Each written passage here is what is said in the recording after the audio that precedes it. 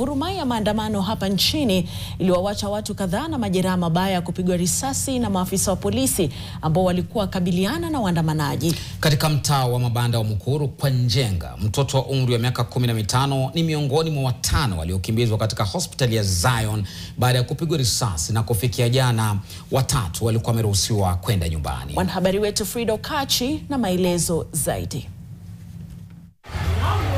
Katika eneo hili ndipo mtoto wa miaka 15 alipigwa risasi alipokuwa akitazama maandamano yaliyokuwa yakiendelea Jumatano.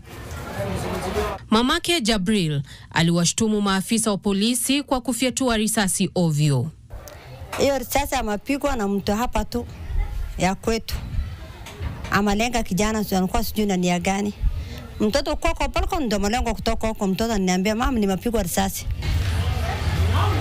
Katika hospitali hii, mwathiriwa mwingine ambaye hufanya shughuli zake za kila siku na mkokoteni alifikishwa hapa kupata tiba baada ya kufyatuliwa risasi 3. Juu harakati ilianza kitu saa 3 hivi huku kwetu. Saa ile tumeshapa mkoko kusikia marisasi, si kwanza tukarudi mtaa. Saa kukujia mkoko, mimi nilistukia tu yani maridhe, kasikia tu baridi kwa mwili. Kustukia mimi naona damu.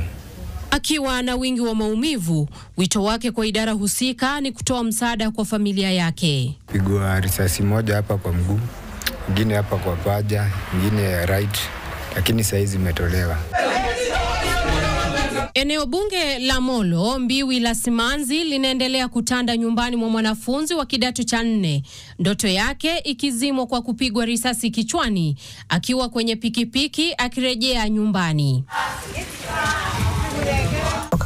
Karibu tu kwa kinyambia moyo usijali, nikimaliza tatafuta tu kibarua. Mungu atufanikishe nipate hata kazi, hata kama ni nje niende tusaidia watoto wa sister yake. Frida Okachi, NTV.